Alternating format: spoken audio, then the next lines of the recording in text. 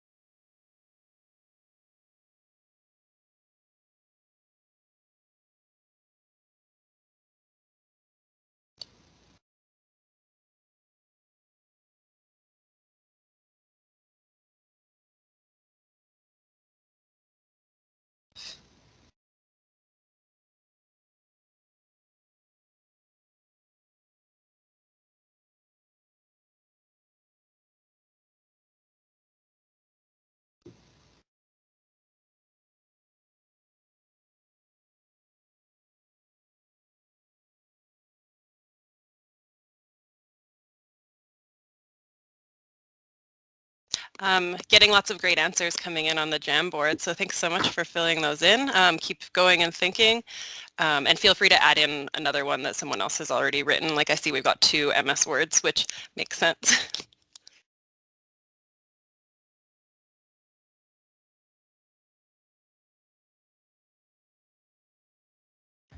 I love the color coding. We don't talk about that, I think. Maybe it comes up in some of the note-taking, but I definitely do that on my calendar a lot. It's funny how when you're so used to color coding, like I just look at my calendar and I see purple and I know exactly like what that category is. And then if I lose my purple highlighter, it's not good.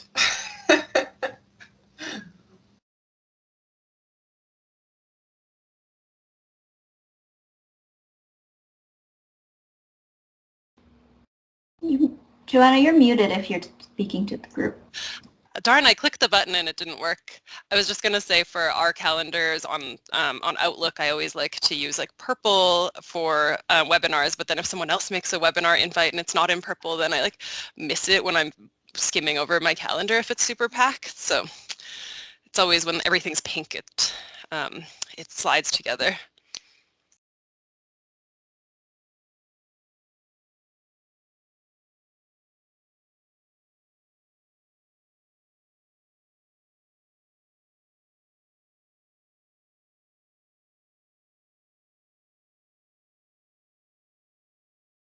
Okay, well, we're sitting at 1 o'clock now, so I'm going to go ahead and we can go ahead and start.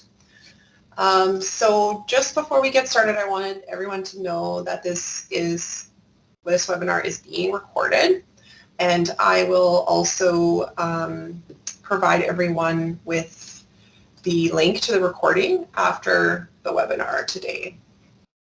So we'll start with EU's land acknowledgement. Athabasca University respectfully acknowledges that we are on and work on the traditional lands of the Indigenous people, Inuit, First Nation, and Métis of Canada. We honor the ancestry, heritage, and gifts of the Indigenous people, and we give thanks to them. So thank you everyone for joining us today for this, for the first part of our literature review series that AU is hosting here, and the library are doing this 4-part series on literature review and the steps with literature review. So this is the first webinar, which is geared towards the organizational aspect of research and how to most effectively and efficiently organize all of your research. So I'd like to thank everyone for coming out today. A special welcome to our Memorial University guests that are joining us today, and as well our AU students. Athabasca University co-hosts webinars with Memorial University, and we open up our webinars to Memorial University students, and our students are also welcome to attend many Memorial University webinars. So welcome everyone. So just a couple of housekeeping items before we get started. Again, I haven't given access to microphones or cameras today just because we do have a lot of people in the room. Just to avoid any kind of background noise and feedback, I just kept those off for the time being. The chat box is always there should you need that. If you have any questions, go ahead and use that. And then if you do have a point where there is some questions being asked to the audience and you would like to use your mic, you can just raise your hand using the toolbar on the top menu. There's an icon, a little emoji that's like a hand. You can use that and I will unmute you and allow you access to turn your camera on at that point. So with that, I'm going to hand the floor over to this lovely library crew that's here with us today, and they're going to start with their introductions. So go ahead, take it away. Thank you. All right, can everyone see the slides? Okay, awesome. Yes. All right, so thank you for having us today, and welcome to Keeping Organized as You Search. We'll have time for questions at the end, but you can also feel free to post questions in the chat while we're going. My name is Joanna Namath, and I am the Instruction and Reference Librarian at Athabasca University Library. And I'm going to let Robin and Sarah Jean introduce themselves. I can flip through the slides here. Alrighty. Hello, everyone. My name is Robin Stobbs, and I'm the Research Data Management Librarian at Athabasca University. Hey, everybody. I'm Sarah Jean Watt, the Right Site Coordinator. Thanks for coming today. Okay, so some of you had already started this activity, but just to get you warmed up, we wanted to work on, just do a little like brainstorming. So I can see some people have already filled it out. The link is in the chat box there, and it's just a question of what you use, how you organize your information. And while you're thinking about that, I'll just give you the rundown of what our agenda will be for today. So we're going to be starting by looking at time management and assignment calculators. Then we'll go on to look at the search journal in Word and Excel and setting search histories and alerts. We'll talk about organizing your research, including folder organization and file naming conventions. We'll look at note-taking, research planning, and mind mapping, where to go for help, and I'm just going to share what we've got so far on our Jamboard, and then Sarah Jean will go on to talk about time management. So just while you're filling this in. All right. So you can see, for those of you who didn't see the rundown, if you haven't used Jamboard before, you can just select the sticky notes here and then write in whatever you'd like in whatever color. I think just want to highlight that you're probably doing more than you think in terms of your own organizing of research. So we've got some really good concepts coming up already. I haven't used browsing before. Have you two, Sarah Jean or Robin? I have a little bit, but not more just to bookmark journals that I want to watch for new issues of than for any specific project. Awesome. Cool. Yeah, I was just searching it after I saw it written in here, but yeah, it looks like everyone's got some really good ideas. We've got like outlining, color coding, using different citation management softwares. Yeah, like paper analog notes can be really useful. You don't have to worry about anything going wrong except for like fire, flood. Word is also great, and we'll go over a bit on some formats for using Word. Tagging is a really good one. I think Robin goes over that. All right, so feel free to keep, yes, feel free to keep filling this in, and I'll just re-upload or reopen the slides, and then Sarah Jean, you can take control, and I'll let you take over from there.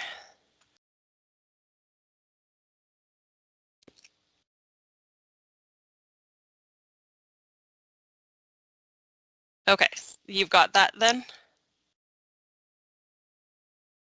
Oh, and I think you're muted as well. Okay, I think I've got it.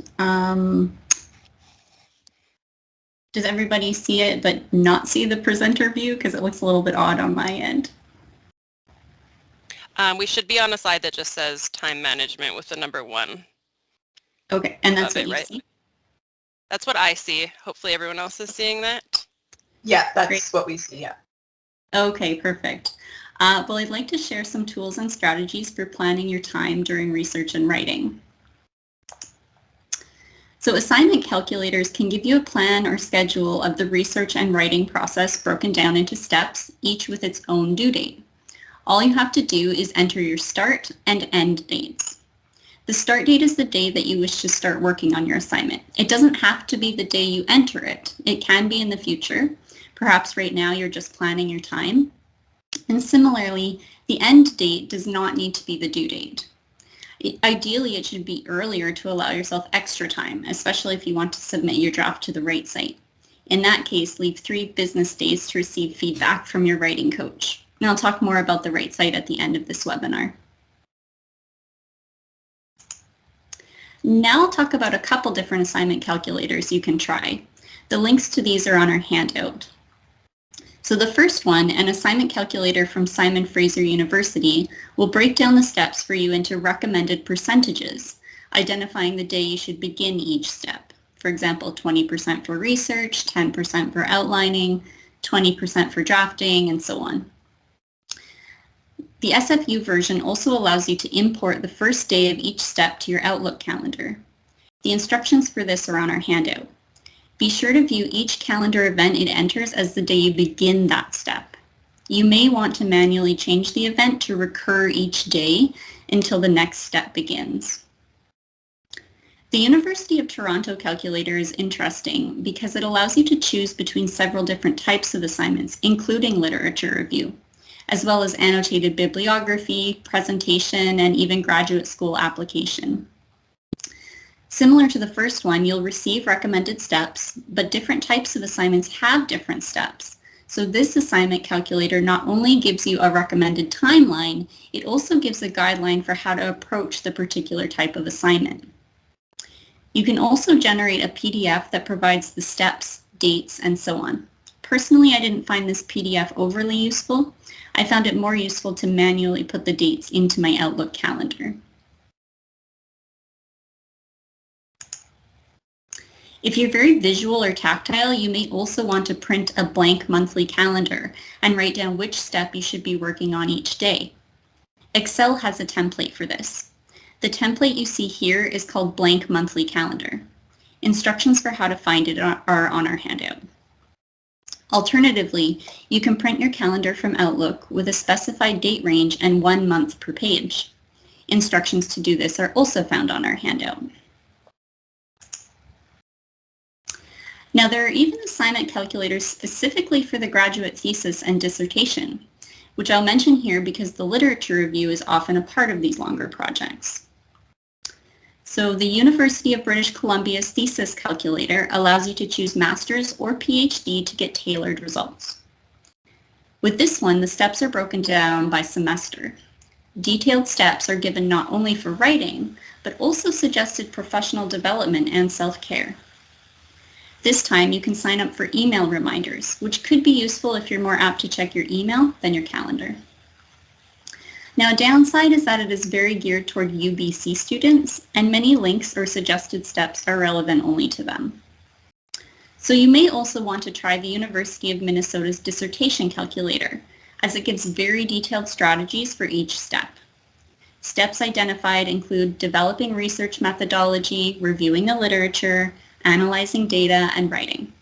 Like the SFU calculator that we discussed earlier, each step is broken down by percentage time to spend, accompanied by a due date for each step.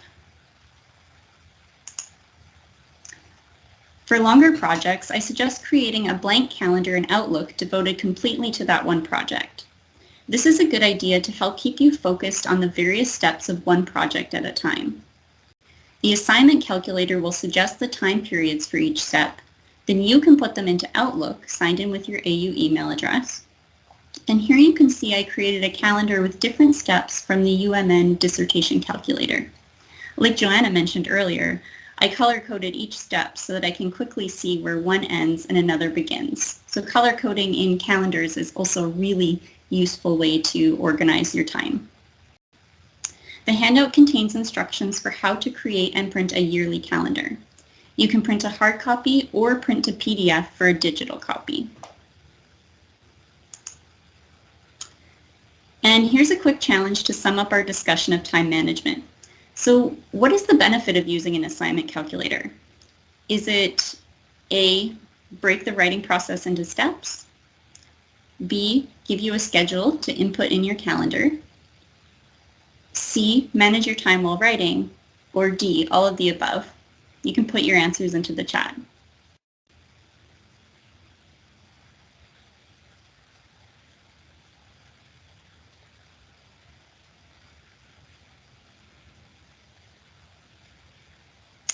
I'm liking the answers that are coming in so far. Yeah, I agree, it's D. These are actually all benefits of using an assignment calculator, along with your calendar. Well, I hope that you'll find these useful tools in your writing. So I'll turn it back over to Joanna to talk about journaling your search.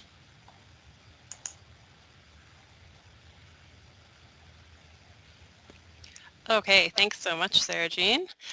So on to search journals.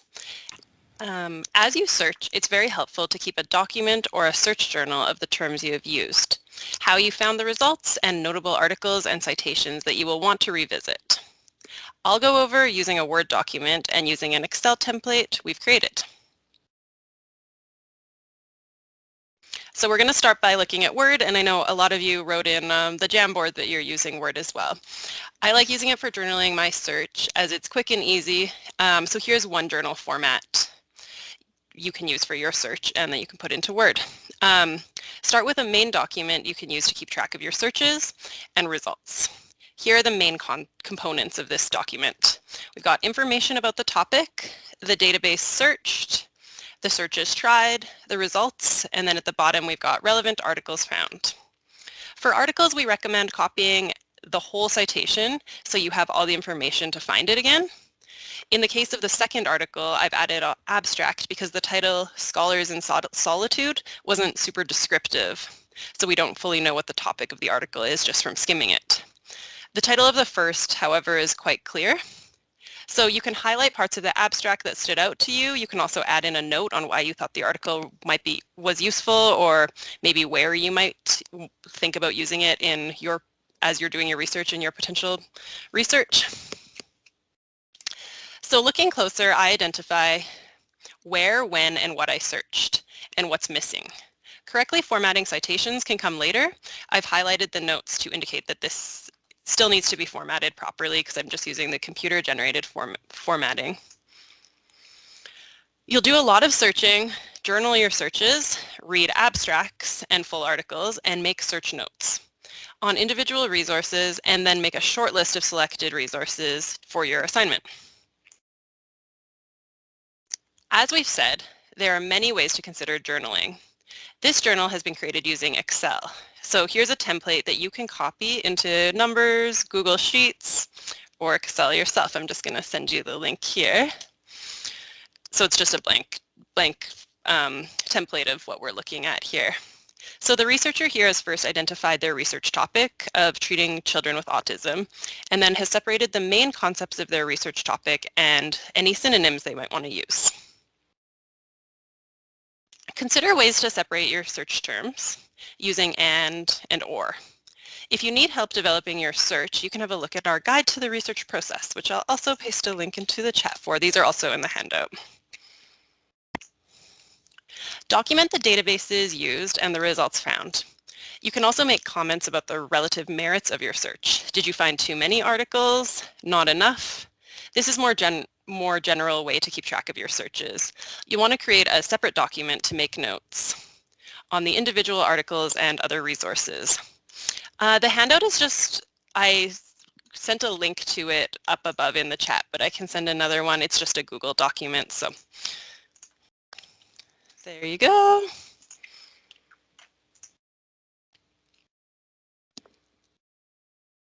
Okay, and then you'll want to document the databases used and the results found. We went over that already.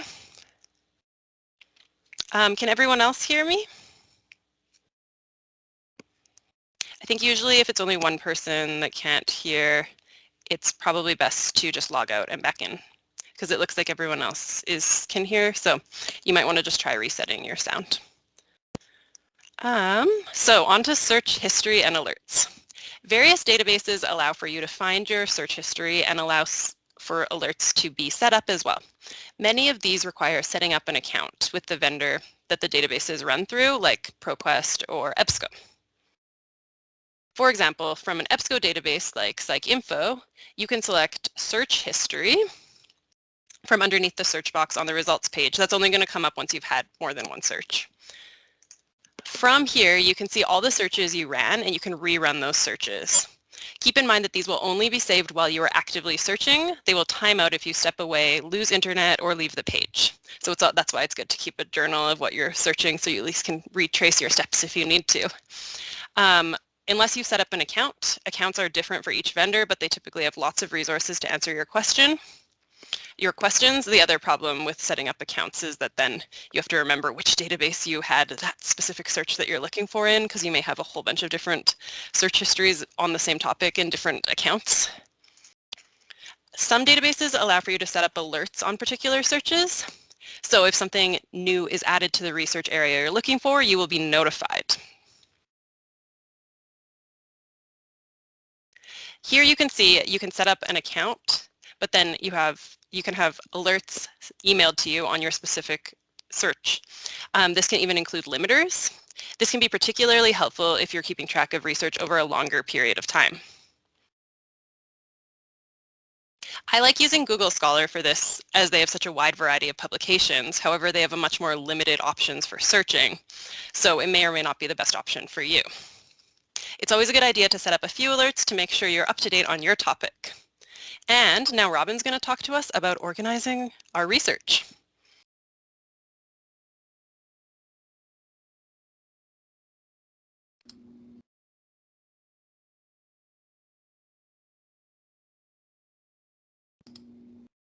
Okay, looks like I'm able to advance the slides there. Thank you, Joanna. So in regards to organizing your research, I'm going to talk a bit about citation management software, and then Joanna will speak to folders and file naming.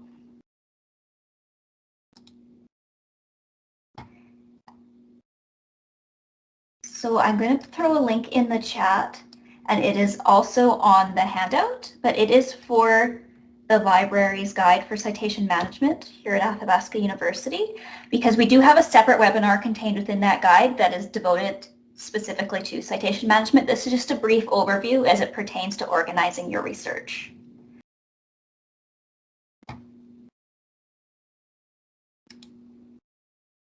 So there are many advantages of citation management software, and I'm going to focus here to begin with on how you can save some articles as you're searching. So on screen, you will see an article I found on research data management, and in the top right of my browser, I can click my Zotero add-on to save the article, and then a window comes up letting me know where in Zotero it's being saved to.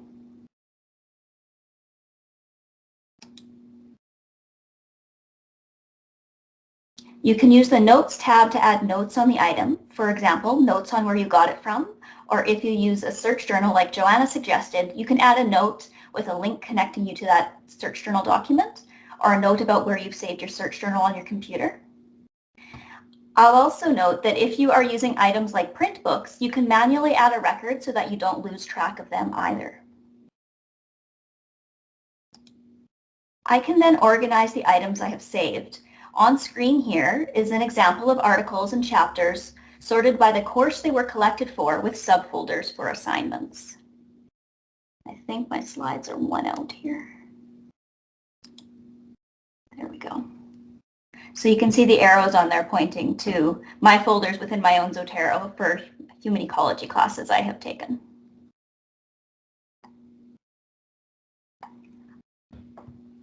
I can also tag resources I've saved. And you can see the tag box in the bottom there, to make them easier to find, because you can search on the tags, or you can click on any tag and only items in your current folder that have been assigned to that tag will be displayed. It's also a way for you to organize things based on why you think they're relevant to your assignment instead of based on keywords that may have been assigned to the article in the database you've selected it from.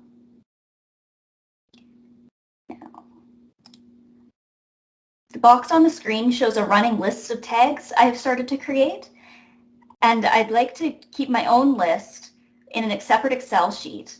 And this one is an example of the beginnings of a project on research data management. As I read more articles, I can add to the list and make sure I'm applying the tags consistently, because tags aren't helpful if you don't know what they mean. So now items in your library don't have to be only in one folder. Pictured on screen here is an article on curation of qualitative research and developing curriculum for teaching curation. I placed the article in two different folders. I have one folder for data curation and another folder for educational materials. This doesn't create extra copies of the item.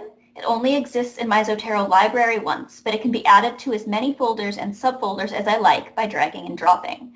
This allows me to organize papers by course or assignment or by topic without having to save duplicate copies into different folders.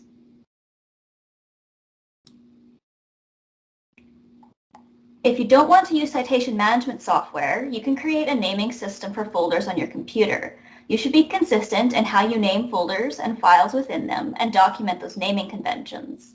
This can be as simple as creating a plain text README file to include in the top level folder that explains how you have named them and how you organize them. If you want to include items in more than one folder, you can create a shortcut on Windows or an alias on Mac. Links to instructions for that are included in our handout, and Joanna's going to talk to us about naming conventions for these folders and documents. Thanks so much, Robin.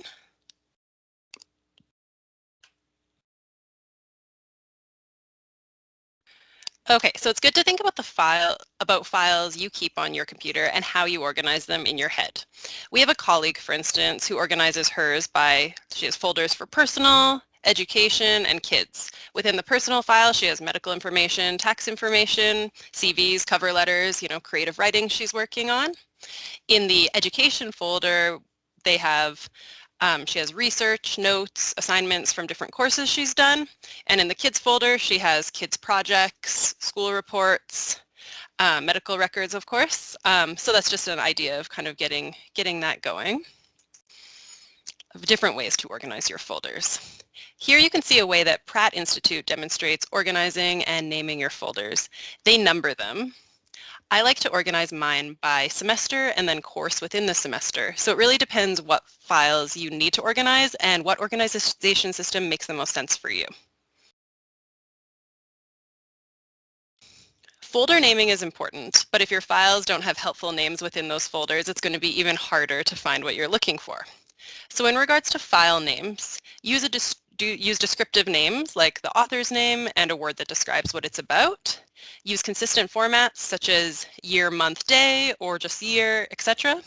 Avoid unusual characters such as slashes, $, ampersand. Do not use spaces to separate terms. Use the underscore or differentiate words with capitals instead. And keep names as short as possible. Avoid repetition and be consistent. So here we have a few examples of ineffective file names. I'm sure we've all had issues with various file names in the past. So if you want to just pop in the chat how you would rename these, that would be great, because you can see there's two different Johnson articles, but we just have Johnson 1 and 2, so those aren't going to be, we're not going to remember which one is 1 or 2. We've got a couple different paper drafts, and then we have one PDF article. We don't know where the notes are. Do you have any ideas of how you would rename those?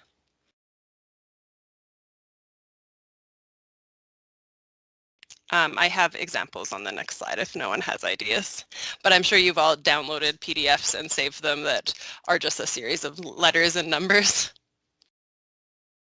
Date and year. Would you use the date that you are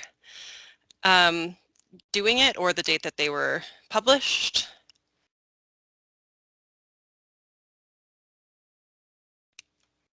All right. Add final, that's a really good one. English paper draft 1, yeah. Date publish, yeah. These are all great. So as we said, this is all about what makes the most sense for you. So here are how we would suggest changing those file names. With the English paper, we're reminding ourselves the topic of the paper in the file name, because if you go back because you want to find what you wrote about 3 years ago, you might forget that, you might only remember that it was an Atwood paper, right? The ineffective name for Johnson notes doesn't tell us which of the 2 articles the notes discuss. The effective one follows an author date convention and tells us the topic of the article. You will likely have lots of nursing theory articles, so it's a good idea to put that in as part of the topic, but you may also want to differentiate it with the author and year. Avoiding spaces, as far as I understand, is just that those can get messed up, especially if throughout different softwares or if your computer reboots and those types of things. So keeping underscores just avoids computer issues.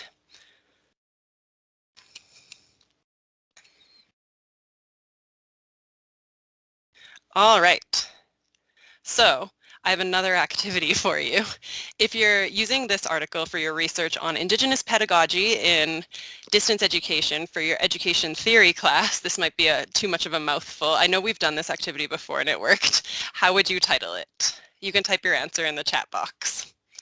There's no wrong answers, it's just kind of a brainstorming session. So I personally would probably just use the author's first name, the first author's name, which may be problematic on its own, 2016, and then I'd probably do Indigenous pedagogy. I spelled that right. Just wrote that in the chat. Yeah, and you can see someone else said do not use spaces. They've lost a lot of articles when moving files to a USB, and yeah, I think it's usually fine to not use spaces if you're not doing anything or it's not a super long time, but if anything changes or I've like had a computer crash and then all of that got transferred over, and the same thing, not all of them worked when they were on the new computer. All right, so we're going to go on to note-taking, and Sarah Jean's going to discuss it. And you can see Sarah Jean came up with a really good file name as well. The et al. Is useful. You gave me that idea by saying just using the first name, but then I thought it would be a reminder that there are other authors. Okay, well, thanks, Joanna.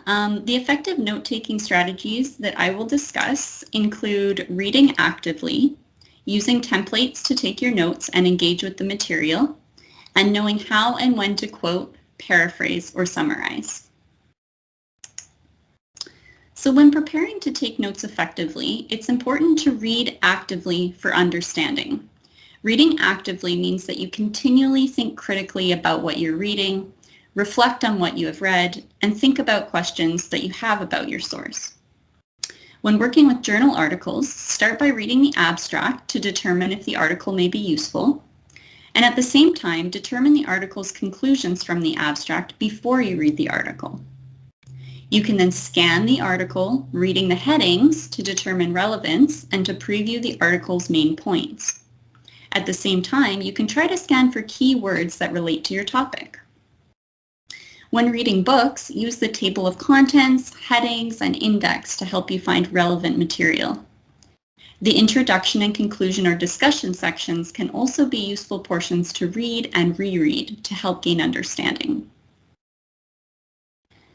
You should periodically take breaks and summarize in your own words what you have just read to be sure that you understand it.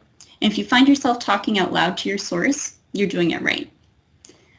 Once you've done reading, spend a few minutes explaining the main points to an online study buddy, a spouse, friend, or colleague. And this will force you to put the ideas in your own words, ensure your understanding, and prepare you for taking more in-depth notes. Now finally, part of active reading is engaging physically with the text. You can start out by highlighting, underlining, circling to identify main points and keywords or phrases. Write your questions, thoughts, and observations in the margins. If you find your brain doing word association with outside concepts or related words jumping into your head, note those in the margins as well. If there's a visual way you can present some of the information to help yourself summarize it or boil it down, do that. You might, for example, put a flow chart of related ideas on a page that you can then attach to the article. You could also make a diagram of a particular concept that you want to remember, or even create a doodle that represents some important information. By doing this, you're interacting with the source physically, which helps with comprehension and engagement.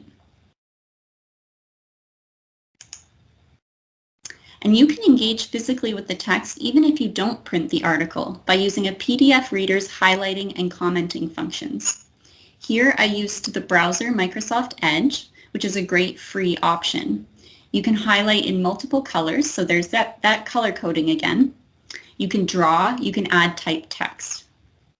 To open a PDF in Edge, right-click on the PDF file, choose Open With, then choose Edge.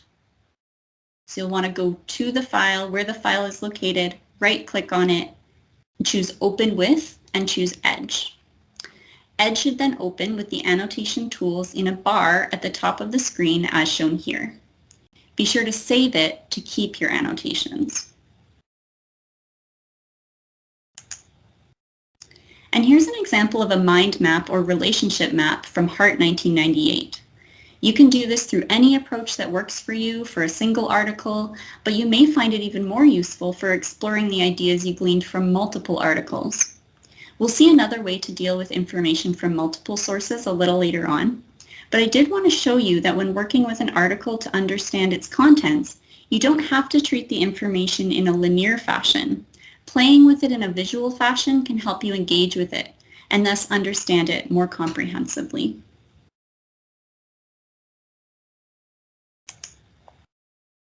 In addition to taking notes actively on the source material while reading and mind mapping the information, you can use a template as you read to help you summarize important points for each source.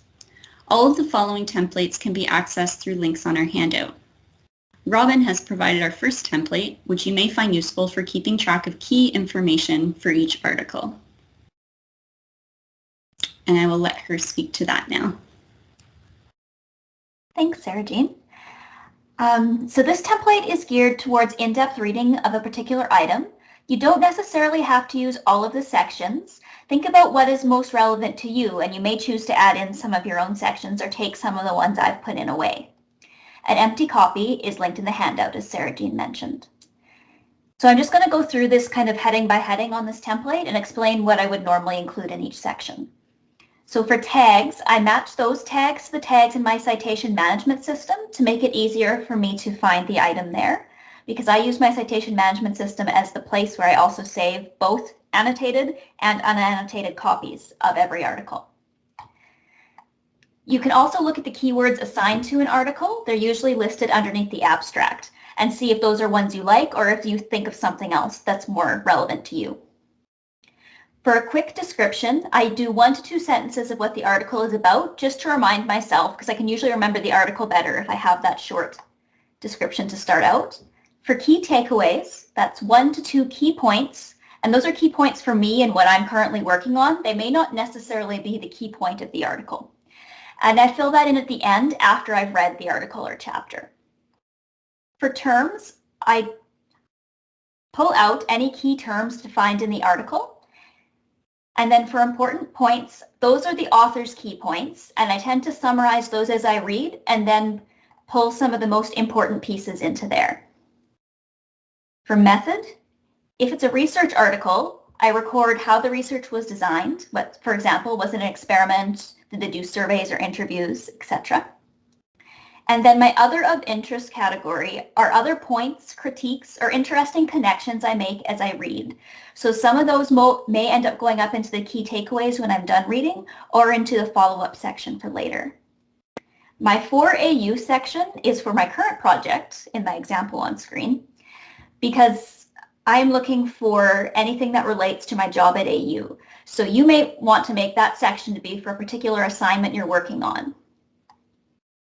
And then for follow-up, I include any references that the author cited that I want to go and look up later, or other key concepts that I think may have other authors have written on. And now I'll turn it back over to you, Sarah Jane, to continue on. Awesome. Thanks for that overview, Robin. Well, here's another template to give you an idea of how to take more detailed notes when gathering evidence, data, or quotes that you want to discuss.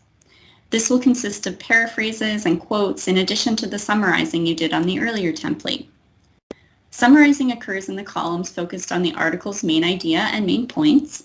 Then paraphrases and quotes may include evidence, findings, data, particular statements of analysis or discussion, and memorable wording or definitions. You should also include a comment section for your own thoughts and questions. I would recommend further differentiating the types of notes with a key that identifies the different fonts used. You can see this in the upper left-hand corner. For example, you could use italics to identify paraphrases, quotation marks to identify direct quotes, and bold for your own comments. This comparison template is designed for multiple sources at once, which is particularly useful for literature reviews. It allows you to group sources by topic and explore their similarities and differences. This in turn gives you a way to structure your review by topic. You start with the template by choosing the topic and entering a key concept, word, or phrase. Then, put the author and date of a particular source that is relevant to the topic at the top of each column. You can complete this table for each key concept or topic. It's okay to use the same source on multiple tables as it might be relevant to multiple topics. You can also change these category names in the first column as suits your own research. This is just to give you a starting place. Then fill out each column for the source listed at the top, and that's it. You're on your way to better understanding the relationship between the sources, as well as organizing your paper. To keep your notes organized and effective, it's important to know when to quote versus when to paraphrase. Your writing should be made up of mostly paraphrases because it's your writing. It should be mostly your words. But there are certain times when quoting, which is using someone else's exact words, can be useful. Use quotes where wording is very memorable or important. The author's words should be unique and unusual and get their point across concisely. Quoting may be useful when defining a term because the wording cannot easily be changed without altering the meaning. It is also pertinent to quote when you wish to respond to or critique someone else's exact words. This is common when doing a close reading of literature or engaging in a critical debate in your field. So try to minimize use of quotes, and when you do quote, choose the part of the quote that's most relevant. It could even be just a word or two, a short phrase perhaps. A short quote can be embedded within a sentence in which you do most of the work, paraphrasing the rest of the idea or analyzing the short phrase. Thus, as we saw in the second template used for detailed note-taking, be sure to summarize the main idea and main supporting points, paraphrase specific statements or passages, and then optionally pair the notes with a short quote that captures its essence. When you do quote, ensure that you record the page number as well, and always put your quotes in double quotation marks to signal that they are the exact words of the source's author. A final note is that a quote or any piece of evidence never speaks for itself. It's up to you to explain the quote in the context of your own paper. Therefore, find a way on your notes template to include an area for your own thoughts or analysis, like the comment section on the detailed notes template or the other of interest section on the reading template. As a writer, you've chosen the quote for a reason. You may wish to record that reason, why it's important to your paper, so that you remember how you wanted to use the quote.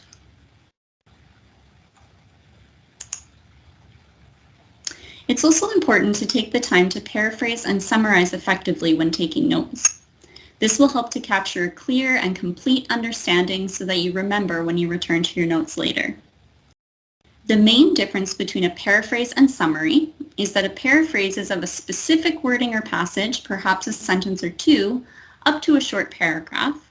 Well, a summary is to identify and record the main idea or thesis, or the main points that support the thesis of a source. When you paraphrase, you may use a signal phrase like Baldwin states. When you summarize, you may use a more general signal phrase like Baldwin argues. Like quoting, you will actually only paraphrase when you want to record the meaning of a specific portion or passage of the source, a specific statement. Baldwin states. When you're working with several sources, much of the work you do to collect your notes will be summarizing. It is essential to record the main idea or argument of each source you read so that you document the context of your other notes. Main points, which are pieces of support for the argument, are also important to allow you to follow the logic of the author's argument or findings later on. You can also summarize specific passages by stating the idea of the passage in much fewer words. Paraphrases come in with specific details like pieces of evidence, findings, data, and the author's analysis or discussion. Always record the page number of a paraphrase so that you can find it later, and the same can be said for summary if summarizing a particular portion of the text.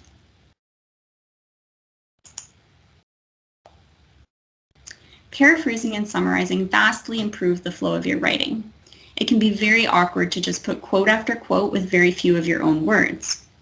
Paraphrasing and summarizing allow you to transition smoothly without the choppiness of overquoting.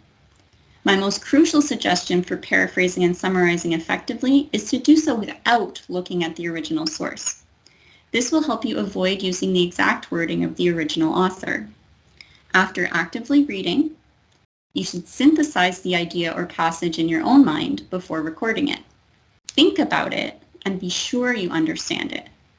Once you've done so, put the original away and write a draft of your paraphrase in your own words, according to your own understanding. Then you can check your paraphrase against the original source to ensure that it's sufficiently different from the original. Ensure that the wording and sentence structure are both different.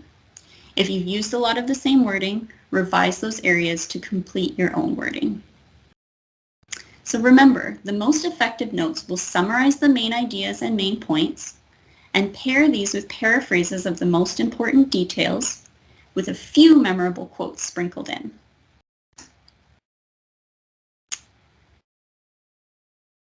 All right, and to review, here's some true and false questions. So I'll get you to put your answers in the chat. So first, engaging physically with a source is an example of active reading. Is that true or false? You can put T or F. Getting some T's and some trues. Yeah, that's true. And note-taking templates can help you record key details and compare sources. Is that true or false? T or F? You're right. This one is also true. Again, I'm focusing on the benefits of these strategies. You might choose to quote if the wording is unique and concise. Is that true or false?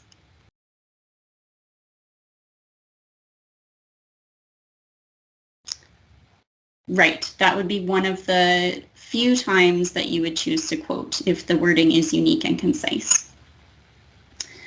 And you should draft your paraphrase with the original source in front of you. Is that true or false?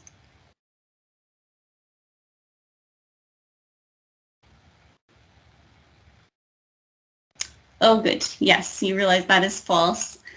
You actually want to put that original source away after you've read it and thought about it. Make sure it's not in front of you while you draft your paraphrase. But then you can go back and double check that to make sure it's accurate and that it's sufficiently different. Great job. Okay, thanks for participating, everybody. I will turn it back over to Joanna.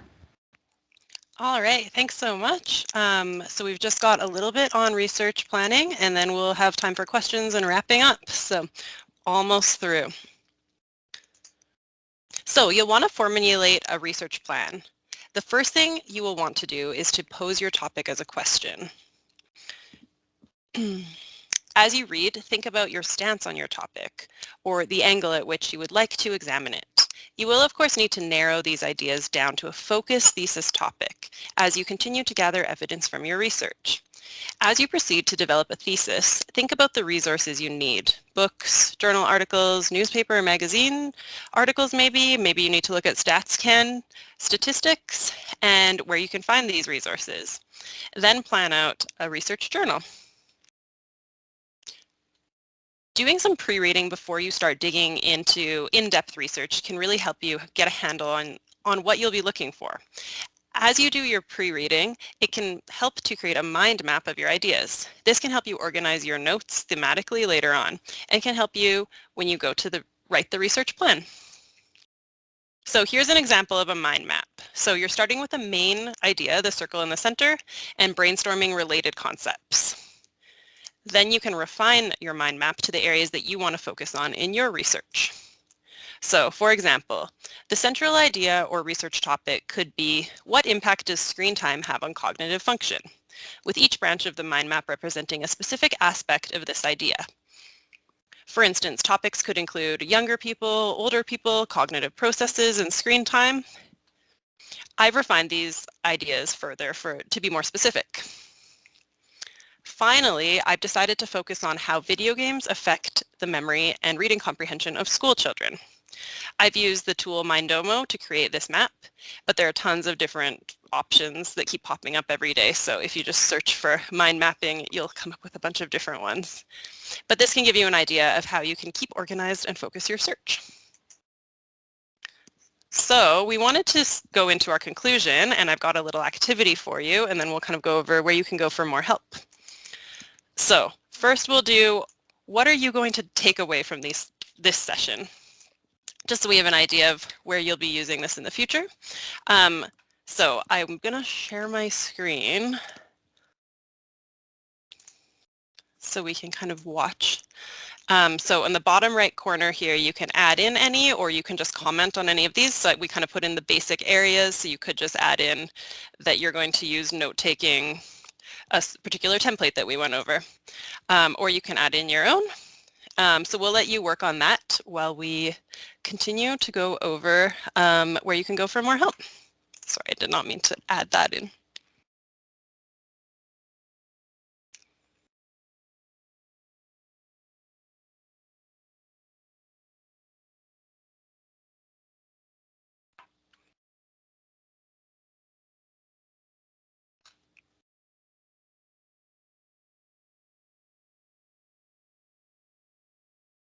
Okay, and it looks like we're a couple of slides behind. Okay, so remember that organization styles are personal, and choose your approach and be consistent, write throughout, and back everything up. Now we'll give you a bit more information on where you can go to get help during your research process. So AU Library offers webinars, tutorials, assistance with your search strategies, access to materials, and help with your technical difficulties. And now Robin's going to talk about RDM at Athabasca University Library. Thanks, Joanna. If you're working on a project that requires you to collect data, for example, interviewing participants, working with archival materials, designing an experiment, sourcing statistics and data sets from other researchers or Statistics Canada, or if you have data you want to share with others, the library offers support and resources for managing and sharing that data as well. You can book individual appointments for assistance, or to review the resources we have put together, and these resources are also linked in your handout today. Please don't hesitate to reach out with questions, and if anyone here is from Memorial also has a research data librarian who would be able to help you out as well if you want to make sure you're getting access to resources through your institution's licenses. And I think Sarah Jean also has some additional details to give here. Yeah, so the Write site offers writing support through the Writing Dropbox and real-time appointments. You can submit a draft of your assignment and get written feedback from a writing coach, or select real-time to have a video chat appointment within 3 business days. When you visit the site, you'll also find many other resources to help with your writing, including an English grammar handbook and concise ESL support. So we hope to see you there soon. All right, so we have time for your questions. I've included a link to our handout that has just the links to everything that we talked about that you may want to link to. Sarah Jean, I'm not sure if you caught this while you were talking, but the U of T calculator isn't working, but it looks like it might be down because even when I went to the U of T library page, it didn't load, or the U of T accessibility page. So we'll try and update that as soon as it's working again. Mm-hmm. So yeah, we've just got time for your questions now.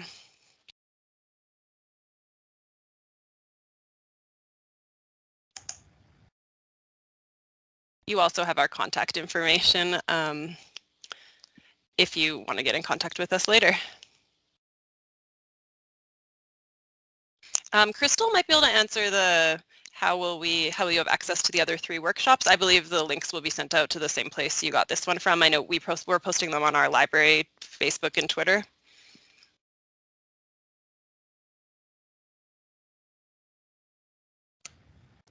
Yeah, I'm actually gonna throw the registration link right now into the chat box for the second session, which would be Search Like a Pro.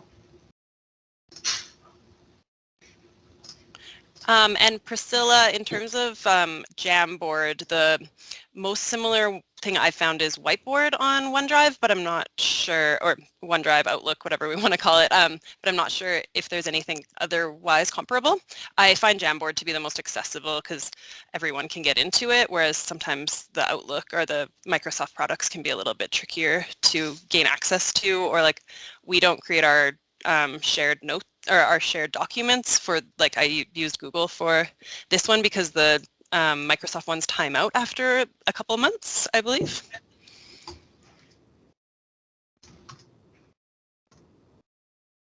Yeah, and I can take a stab at Caroline's question.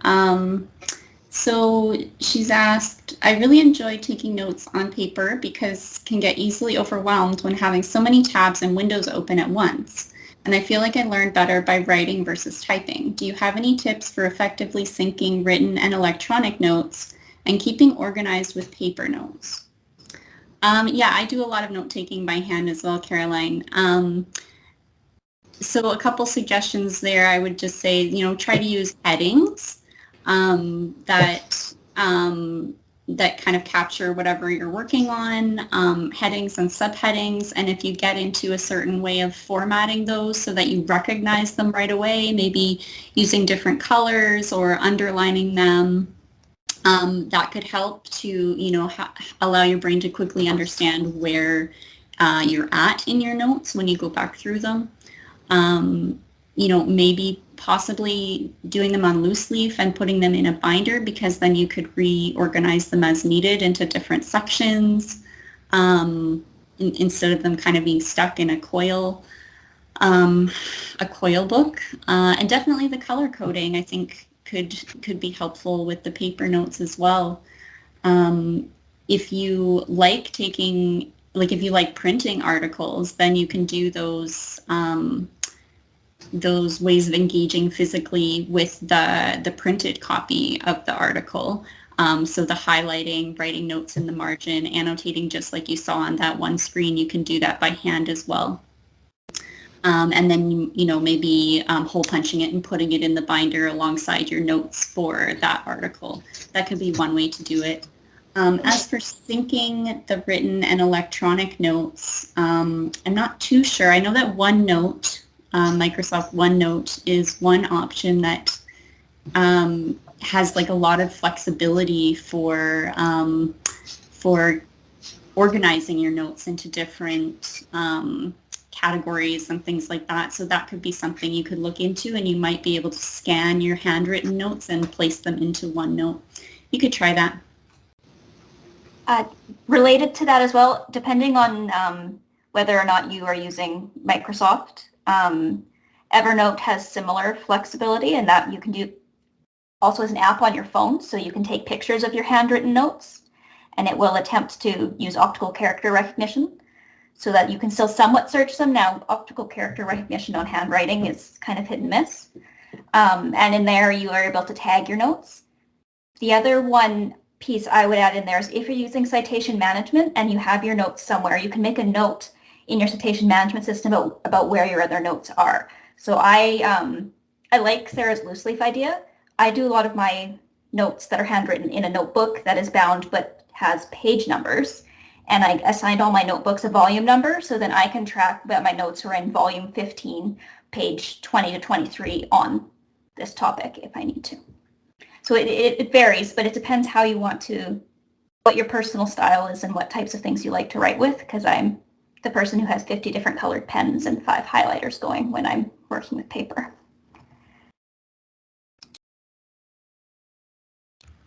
Yeah, and so Caroline said, I've been doing a system of taking paper notes, then typing them up and using the typed doc as my main source that's well organized, but wanted to see what other tips you might have. Yeah, so maybe trying Evernote could, prevent you from having to type them, unless kind of typing them is part of your process for really kind of going through them again in your brain and that kind of thing.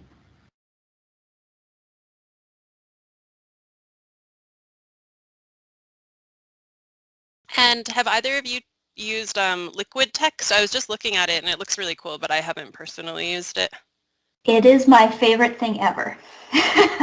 So it has a zillion colors of highlighter if you're a color coding person. You can color code the little notes you make on the side. You can draw circles around things in the text and drag them into the workspace. And you can open multiple papers into the same project and make connections across. It is delightful, and they have also just updated. Now this is in the paid version.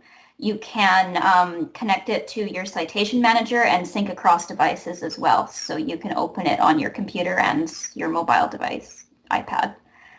Because I prefer to screen read on the iPad and do my notes on the computer. But it's a lot of fun if you're a color coding person. It has a lot more colors in the mobile version than a lot of other PDF apps. They tend to reduce their color options when you're on a mobile device, and liquid text does not reduce them.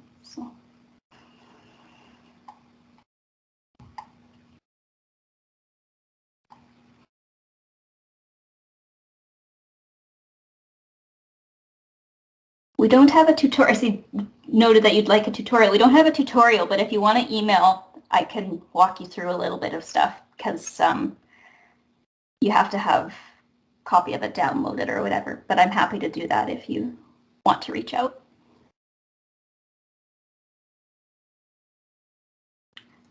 Sarah and Geraldine and Joanna, do you have any opinions on Zotero and Mendeley? I like Zotero, but I've never played much with Mendeley.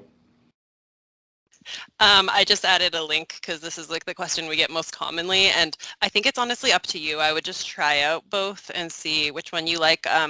I haven't used either in a little while, but one of them I found a little bit better for doing like online interinstitutional research. So I was working with a couple other researchers on projects, and I can't remember, I think it was Mendeley that was maybe better at that, but Zotero I found typically more useful for more easy to use for myself. So I would say just try them both out. I also believe one of them didn't work as well in Chrome. I don't know if you have a memory of this, Robin. I use Zotero with Chrome all the time, but I have played with Mendeley enough to know if it has an issue or not. Yeah, well, we know that Zotero definitely works in Chrome, so that's good. So yeah, I would say try them both out and see which one is easiest for you. And how can you ensure that Zotero gives you APA 7th edition references? You can choose which citation style you want your references exported as when you're in Zotero. If the formatting isn't correct, it may not be that Zotero has the problem. It may be that all the data that it needs isn't available in the record that's imported. So you should always double check that all the information is in the record when it comes in. Or I sometimes will go and double check my reference list when it's done and then update everything in Zotero from there.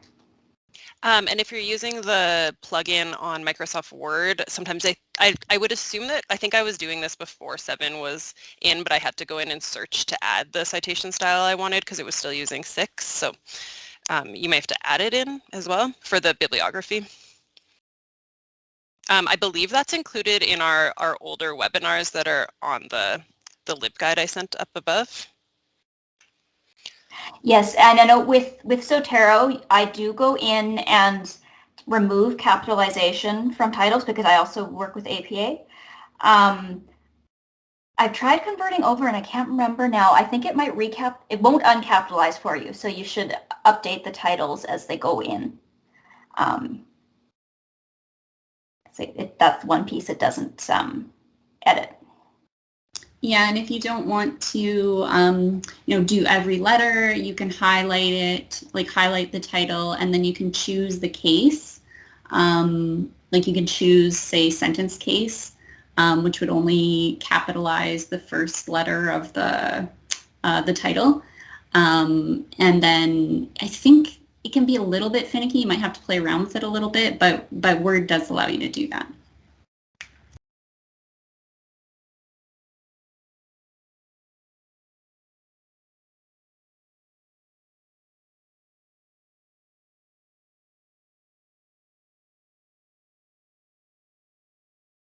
Okay, lovely. Well, we're at 2 o'clock, so we will cut the webinar now, just because we want to make sure people have time to get to other meetings that are scheduled. So thank you so much to our 3 presenters today. It was like such a wonderful webinar, very, very informative. Lots of people, lots of questions. So that was fantastic. Thank you all very much. I did post earlier on in the chat the link to the series number 2, which will be on the 27th of January, and that is the one that is entitled Search Like a Pro. So please feel free to register for that webinar as well. And again, this webinar has been recorded today. The link to the recording is going to be sent out to all of the registered individuals for today. And I'd like to thank our 3 librarians today, the 3 people that joined us today from the library and the Right Site to do this presentation for us. So thank you so much, and thanks to all of our guests that came out today. Thank you, and I'll see you all at the Search Like a Pro session. Thanks, everybody. Take care. Hope to see you at the Right Site. Yes, thanks, everyone.